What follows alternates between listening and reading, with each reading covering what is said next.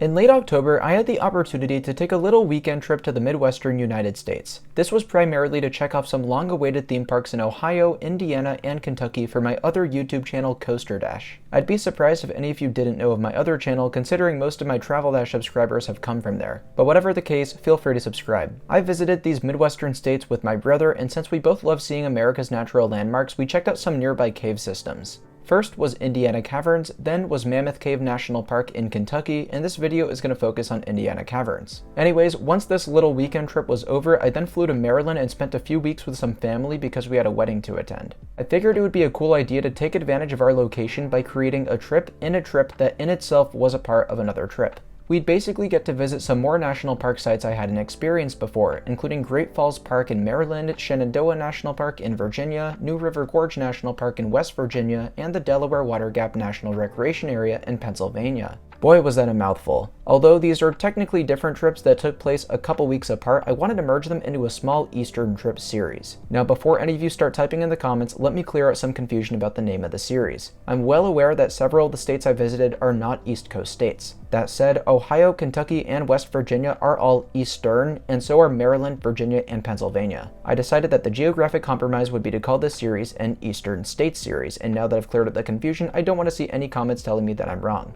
Anyways, let's get back on track and discuss Indiana Caverns, located 30 minutes west of Louisville, Kentucky. Believe it or not, we never intended to visit this place until probably 15 minutes before arrival. The previous night, we had stayed in a hotel somewhere near Louisville in Eastern Time. We were intending to visit an amusement park called Holiday World today, which is located an hour and a half west of our accommodation and is in Central Time. When I set my alarm to wake us up in the morning, I completely forgot about the time difference. In addition, I had scheduled for us to get to the theme park 30 minutes before they opened for the day, left 30 minutes of leeway on top of that, and we got ready and finished breakfast 30 minutes early on top of that. We now had 2.5 extra hours on our hands, and I somehow didn't notice until after we had been driving for about 30 minutes. And I kid you not, I remember seeing street signs for Indiana Caverns as we were stopping for gas, and since we needed to kill time, I randomly asked my brother if he wanted to go check it out. Let me just say, I'm so glad I did a terrible job planning today's itinerary.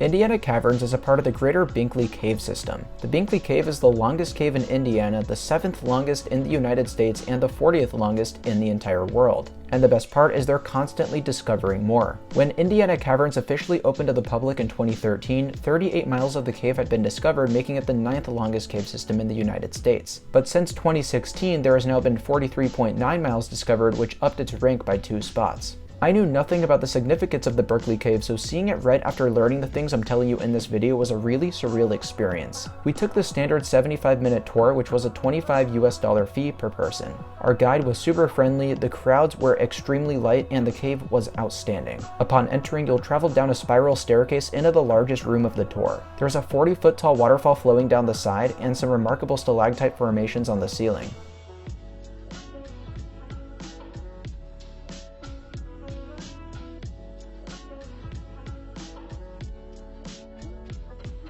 We even stopped to see some fossils from the Ice Age era that had been dug up as recently as 2014.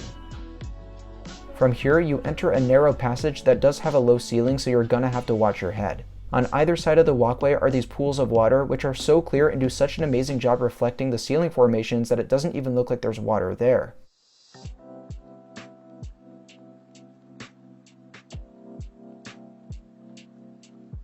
Then, the most incredible part of the tour, and something I've never experienced in any other cave, is taking a small boat through a river that's carved its way through the cave system.